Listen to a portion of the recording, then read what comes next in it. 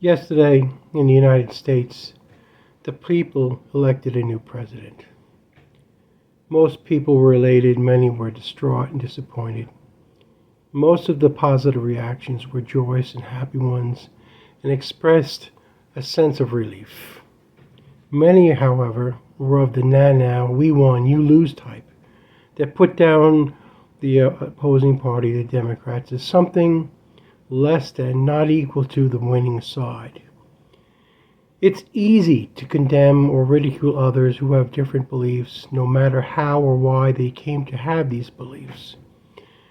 It is in these times of great economic, political, social, scientific, and consciousness changes that we must have faith that God's plan is in action. We must have faith in our fellow humans will come together and support each other no matter what they believe, and because having different beliefs and opinions is what allows us to grow and learn and become better. We must come to know that we are all one, experiencing our individual lives as if we were separate from each other.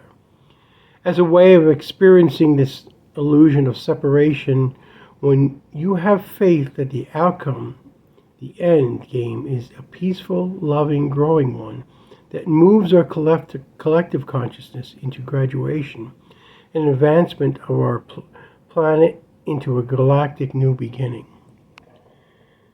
Today, I witnessed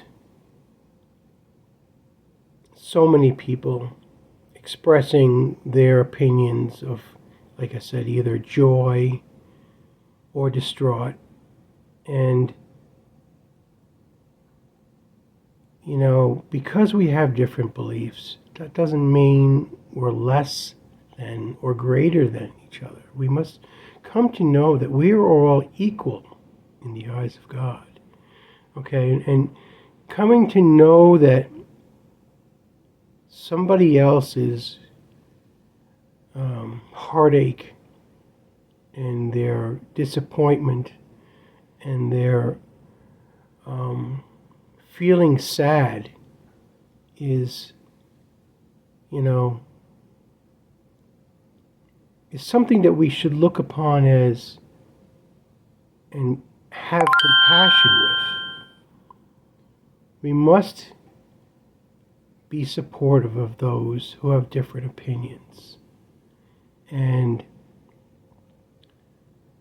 no matter how or why they believe differently, we have to support them in ways that most people are not. Having compassion for each other is so important right now. And having faith that this is all going to work out and we're going to come together as a race, as a planet of people, is vitally important. We must have faith in each other, okay? In certain cultures, there is a tradition of allowing each other their time to speak their truth without interruption and saying, okay, here's your time to talk. I'll listen. Even if I don't agree with them, even if I object to them, I'm going to listen to them in entirety and allow them to talk. Then you will allow the next person or me to talk, my truth, my feelings, my beliefs, without interruption. And in this way, as you pass around the stick of talking, you come to hear all the different opinions together and allow them to be expressed wholly and completely before you interject and object. Okay? And when everyone is done talking, then everyone has a better perspective of how, why, and what others believe. And then, collectively, you can say, all right, I'm going to take part of this, part of that, part of my own beliefs, put it all together, and as a group, as a collective, then you can decide on what's the next step. What are you going to do now? Okay?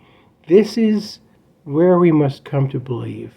And having faith that allowing each other to speak their own truth, in the end, will have the greatest outcome for everyone. This is all about the collective growth of each other. And having faith in that process will get us to where we need to go. We are an amazing group of people on this planet, a group of souls that has been through a great deal of difficulties. And the challenge that we're in now and the decisions that we make now as a collective will determine our next step in our evolution. We must come together in unity. Okay? Allow each other's their own beliefs and have understanding in each other that even if we have differing beliefs, that we can talk through them peacefully and with patience, and we will do it. We are emerging as one of the greatest groups of souls that have ever existed. And we are going to make it with flying colors